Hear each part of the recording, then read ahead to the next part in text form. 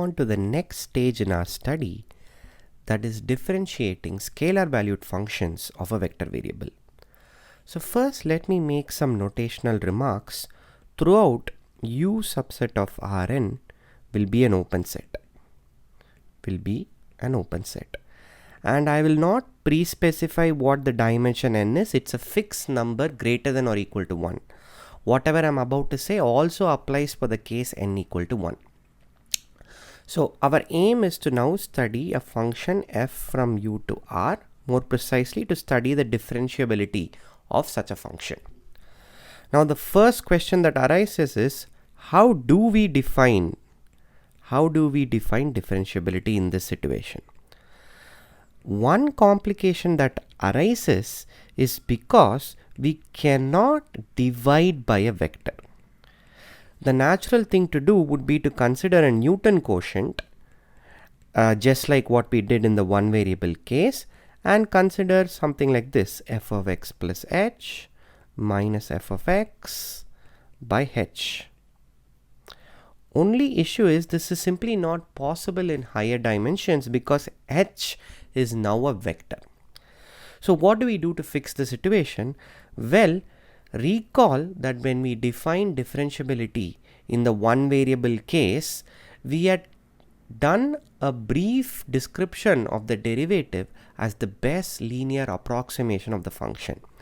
So recall that in the one variable case,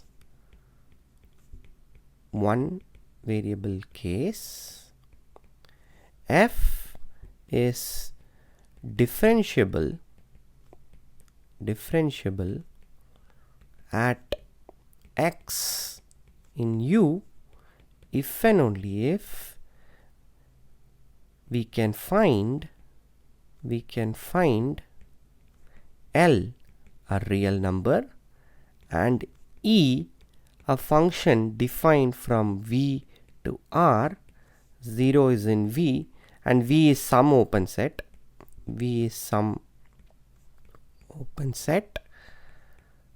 Such that f of x plus h is equal to f of x plus LH plus E of h, where we have E of h by h goes to 0 as h goes to 0. So this just says that if a function f is differentiable at the point x, then you can make a good linear approximation, or rather more precisely an affine linear approximation. This part f of x plus LH is supposed to be the affine linear part, and this is an error term, and the error term is small. The smallness is quantified by the fact that E of h by h goes to 0 as h goes to 0. Okay, now we are going to mimic this definition exactly. The key observation is the fact that the map h going to LH is a linear map in the one variable case. Multiplication by a scalar is a linear map in the one variable case. So this allows us, this viewpoint of the derivative as the best linear approximation allows us to define the derivative of a scalar valued function of a vector variable. Let's do that. Definition. As I mentioned, throughout f from u to r will be a function and u will be an open set, so I'm not going to write that in the definition. We say f is differentiable at the point x in u, if we can find a linear functional L from Rn to R. Linear functional is just another specific term for a linear transformation, but taking values in the base field, which happens to be R. Okay, and a real valued function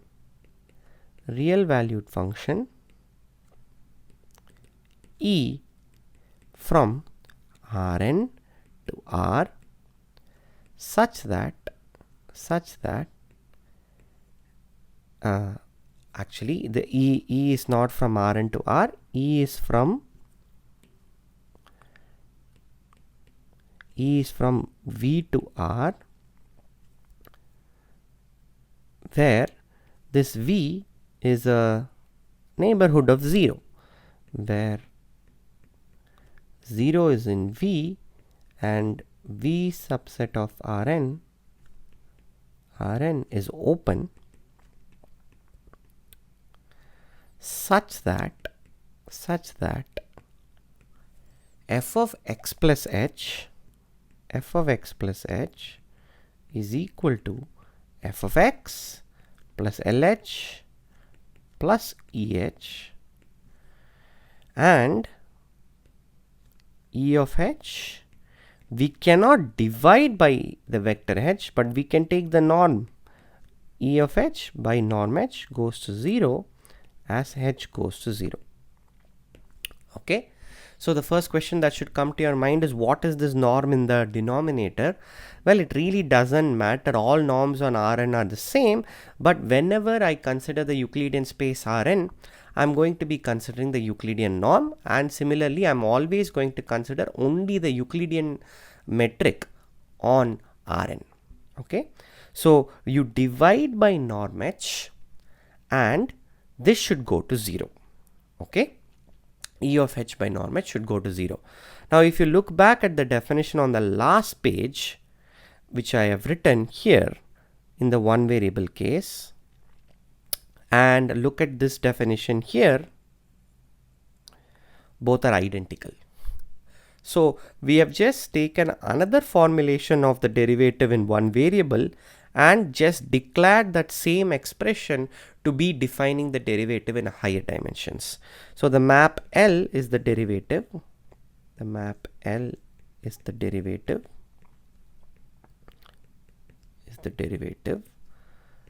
And we denote this by dfx.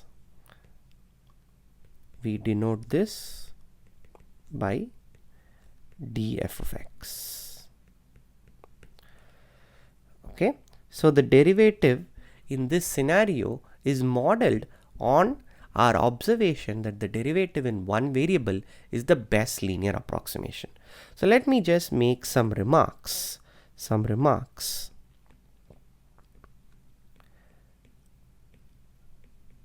So the first remark is, we have assumed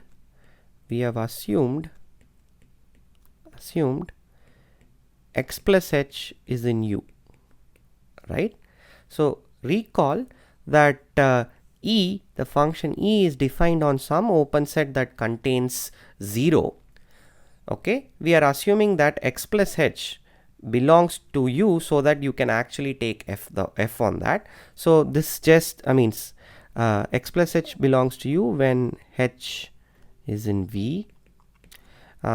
This can be guaranteed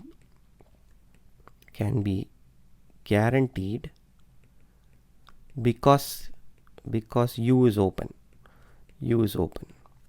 So h is defined on some pre-specified open set V. We can shrink that V if necessary to ensure that x plus h is always an element of U whenever h comes from V. This is not such a major issue. So the second remark is more interesting. Now when we define the derivative, we are considering quotients of this type, E of h by norm h, because we are unable to divide by vectors. So why did we do this complicated stuff about linear approximations and all? You could have just considered this Newton quotient, f of x plus h minus f of x by norm h, and taken h to 0. What would happen in this scenario? Would this give the derivative? Will this give anything meaningful? I want you to think about this. Why didn't we just define the derivative using this modified Newton quotient? Okay. Let me make one more definition, because we are going to be dealing with this error function frequently in the proofs, and we have to discuss the behavior of the error function as h goes to 0. Let's make a convenient definition for this. This is the definition of a sublinear function. sublinear function. The definition goes as follows. Again, E is from U, or rather V to Rm this time. It really is, I'm not requiring it to be taking values only in the real numbers, where V subset of Rn is some open set that contains 0. I don't really care. Some open set containing 0. Containing 0. Okay. We say E is sublinear. We say E is sublinear if, as you can expect, E of H by norm H goes to 0 as H goes to 0. Okay, so we are going to use this notion of sublinear often in proofs where we have to deal with these error functions. And I mean, this having a convenient expression for such functions will simplify the proofs. So immediately start with the first proposition, and this is an important proposition to prove, though the proof is rather trivial. It's the fact that if f from U to R is differentiable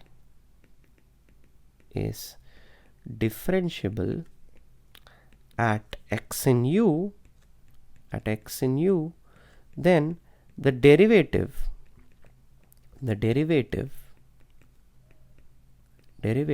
is unique. You cannot have two different expressions parading as the derivative. Okay, so the proof of this is rather easy. Proof: let L and M be two linear functionals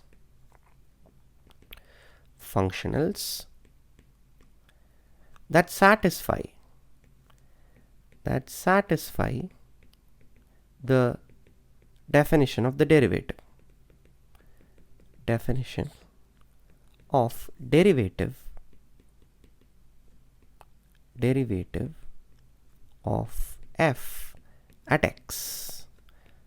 Okay, so we can find corresponding functions, corresponding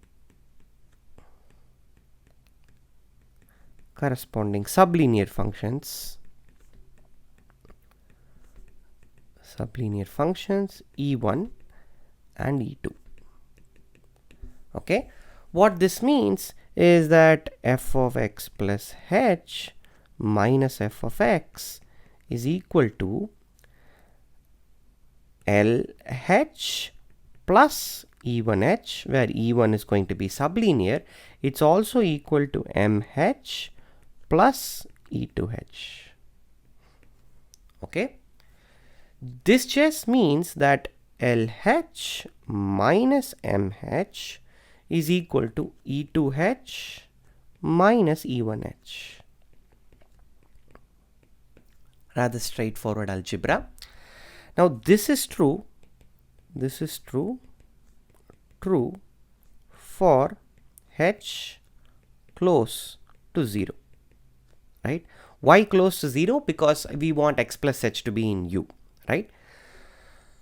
Now let E1 to En be the standard basis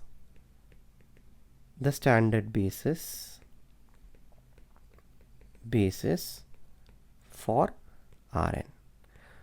We want to show that LEI equal to MEI. That will show that L equal to M, because a linear functional is completely determined by its behavior on a standard basis. Now x plus E1, x plus E2 and so on may not be in U. So what we do is we scale. Set h to be TE1 t greater than 0 suitably small. How small? So that x plus TE1 is actually going to be in the open set U. Okay. Now observe that you have LTE1 minus MTE1 is equal to E2 of TE1 minus E1 of TE1. That's just the last line where I have substituted the specific value for h. Okay, now since t is not equal to 0, we can divide both sides by t, and because L and M are both linear, I can take this t outside in both, right? So dividing by t, I will get LE1 minus ME1 is E2 TE1 by t minus E1 TE1 by t. Right? Now the left hand side is independent of t, so when you take t going to 0, the left hand side is going to remain unaffected. The limit will exist and the limit will be equal to LE1 minus ME1. What about the right hand side? Well, let's just look at one term. Just focus on this. We know that E2 TE1 by norm TE1 goes to 0 as t goes to 0, but since we are in the Euclidean setting and E1 is a standard basis vector, norm E1 is just 1. So this just immediately gives that as t goes to 0, E2 TE1 by t goes to 0. And the same remark applies for the second term. This term also goes to 0 as t goes to 0. Net upshot is LE1 minus ME1 is 0.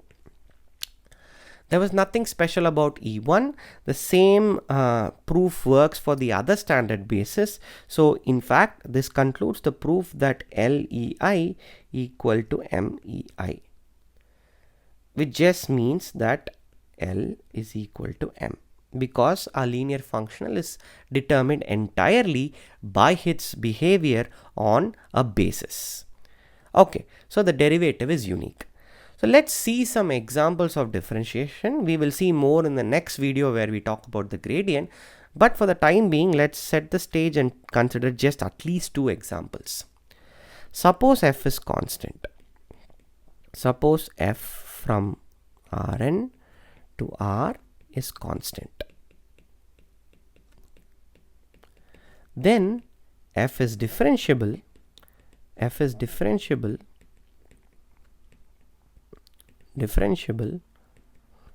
at all points x in R, x in Rn of course, sorry, all points x in Rn, and as you can guess, dfx is going to be 0, is the 0 functional.